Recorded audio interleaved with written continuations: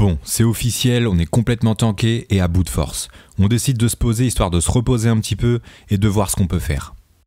Je t'avoue que là, pour le moment, rien nous vient à l'esprit. On se contente de ventiler, d'essayer de récupérer une respiration relativement stable. Mais quelques minutes plus tard, on aperçoit 3 4x4 qui arrivent en notre direction.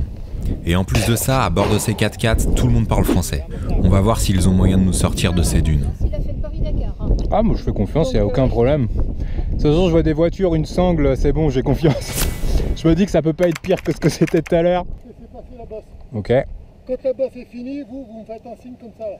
Parce qu'il faut pas qu'il lâche son guidon là. Baisse-toi vite. Il va m'arracher tout l'avant, imagine, à la colonne. Le problème c'est que dès qu'il tire, c'est direct. S'il tire et que nous on le lève devant, ça devrait passer. Allez. Yes. C'est plus facile avec. C'est beaucoup plus simple. Hein.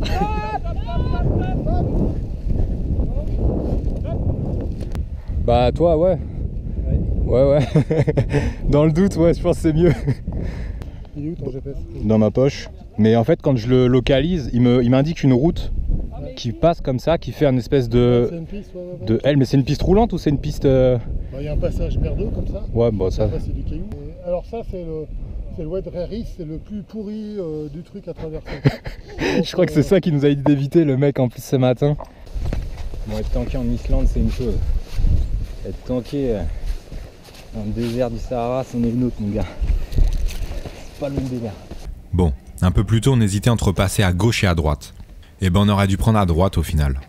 On profite également de leur logistique afin de pouvoir sortir Clément de là où il était coincé.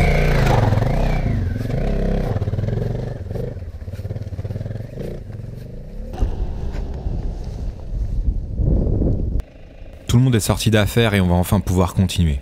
En plus de ça, j'apprends qu'à quelques kilomètres, il y a un riad en plein désert où il est possible de pouvoir boire, manger et se reposer. On va essayer de l'atteindre. Il nous l'a dit, en fait, on s'est planté de ouf. Genre, il y avait un truc à pas passer. Avec nos motos, ça passait pas, et ben on est en plein dedans.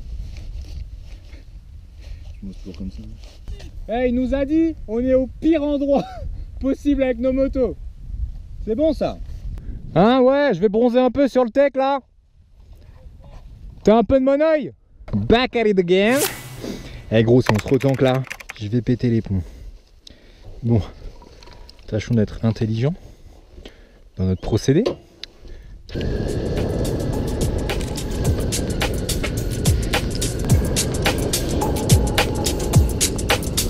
Comme je te le disais, le tracé que l'on emprunte est une ancienne section de la mythique course de rallye raid, le Dakar. Anciennement appelée Paris-Dakar, cette course a été créée en 1978 par Thierry Sabine. Il y trouvera d'ailleurs la mort le 14 janvier 1986 lors d'un crash en hélicoptère avec notamment à bord le chanteur Daniel Balavoine.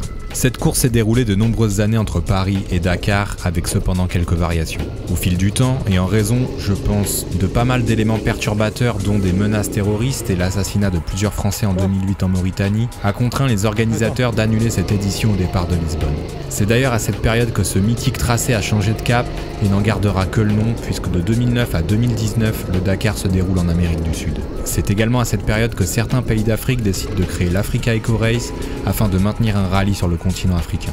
Le Paris-Dakar, toute édition confondue, le plus grand nombre de victoires est attribué à Stéphane Peter-Ancel avec un nombre de 13 victoires, auto plus moto, dont 76 victoires d'étape. La limitation de vitesse des motos à 160 km/h a été instaurée en 2006 suite à de nombreux accidents. Mais le Paris-Dakar, c'est aussi et malheureusement 60 décès depuis 1979, civils compris. En 2016 et en 2019, c'est l'extraterrestre Toby Price qui remporte cette course. C'est d'ailleurs le premier pilote non européen à avoir remporté cette édition depuis sa création. Et pour l'anecdote, il a réalisé l'intégralité de l'édition 2019 avec un poignet cassé. Ce mec est une véritable machine. Je t'invite d'ailleurs à regarder un chouette reportage sur ce pilote. La vidéo est en anglais, mais je t'assure que si tu connais pas ce gars-là, ça vaut vraiment le coup de regarder.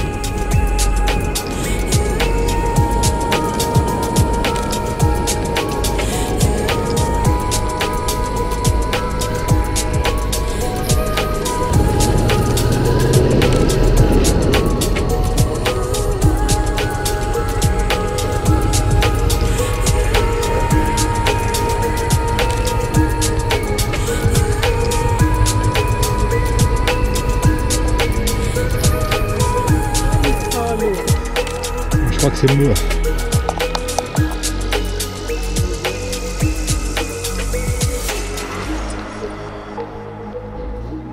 Je pense qu'on peut quand même se check parce que mon gars, le merdier dans lequel on est là. Après avoir pris le temps de bien se désaltérer et même de dormir un peu pour ma part, on s'occupe des motos. Elles ont besoin de quelques vérifications après tout ce par quoi elles sont passées depuis le début de ce voyage. Je sais pas mais il va falloir... Oh la vache! T'es sérieux mec? Il y a la moitié du Sahara là-dedans.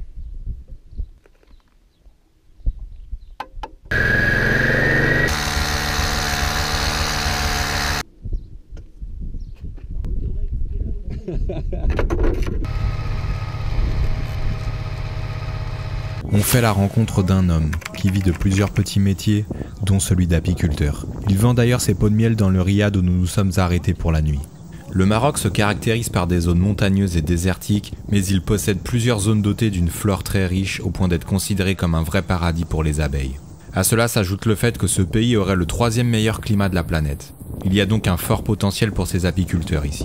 Ce métier permet de lutter efficacement contre la pauvreté et le chômage. Mais malheureusement, le pays fait face, comme partout dans le monde, à plusieurs difficultés freinant considérablement le développement de ce secteur, pourtant à fort potentiel ici. Au fur et à mesure de nos échanges, cet homme nous propose de faire la route ensemble demain.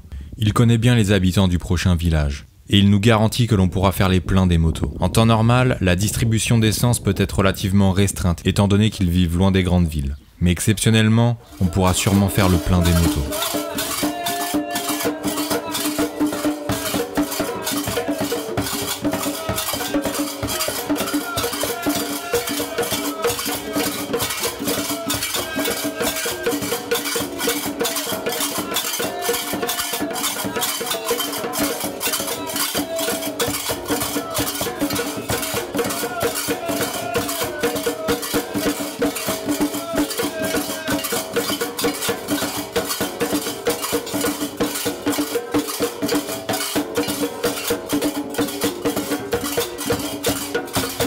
Dans le prochain épisode, on continue notre traversée du désert.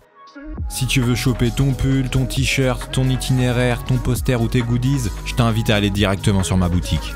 N'hésite pas à me suivre sur Instagram et sur Facebook, c'est là-bas que je poste l'intégralité des informations concernant ce road trip là, mais aussi les prochains road trips à venir. Quant à nous, on se donne rendez-vous très prochainement pour le prochain épisode de nos aventures au Maroc. D'ici là, tu sais ce qu'il te reste à faire.